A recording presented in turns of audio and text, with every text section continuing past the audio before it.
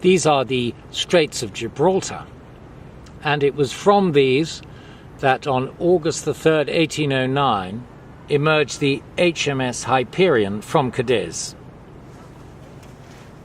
On board were Lord Byron, his diarist John Cam Hobhouse, his page boy Robert Rushton, and his Iberian guide Senguetti.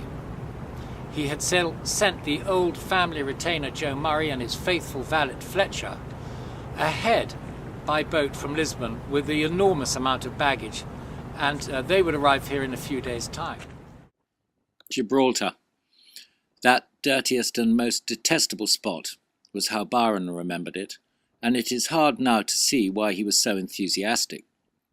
Its reinvention of itself as an offshore tax haven for spread bettors and online gamblers is confounded by its seeking respectability within the European Union.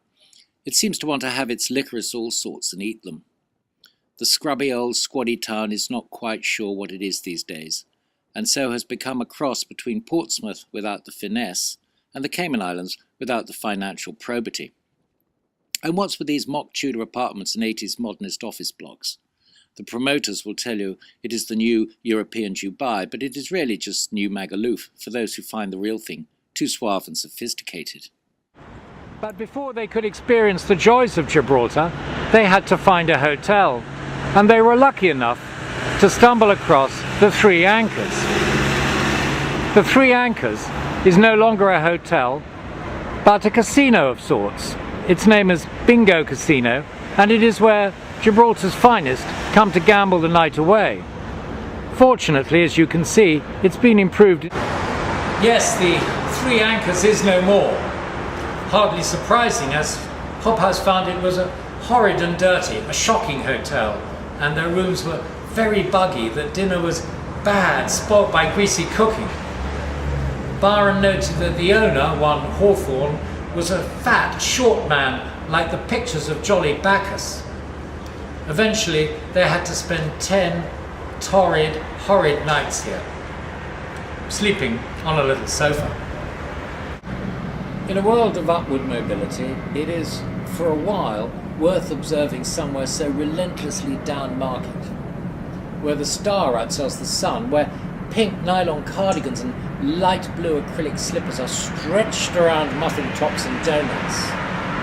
Many of quite repellent and tattooed aspect, where soft porn calendars hang on the pub walls, where blowing bubble gum is a teenage fad from which one never evolves, where smoking is not only compulsory but competitive, with extra points for chewing gum at the same time and double extras for spitting the gum onto the pavement as you exhale the fag smoke, where the horrible little microclimate is a relief from death by open-ended two-stroke scooters.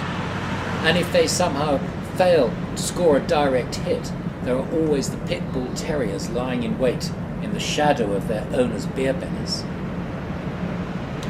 The three immediate enthusiasms amongst the Gibraltarians would seem to be the collective hatred of anything and anyone Spanish, the corresponding jingoism for a pre-service industry Britain, and the subsequent careful cultivation of the bloody-minded tree.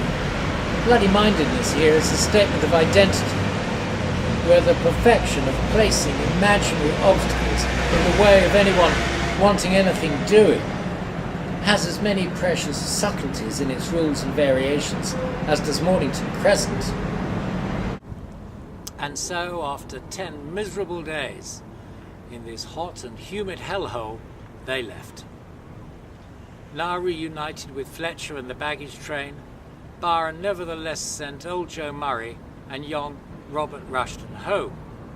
He felt Murray was too old for the stress of the journey ahead, and as for Rushton, well, Turkey didn't seem like a nice place for young boys, and ain't that the truth?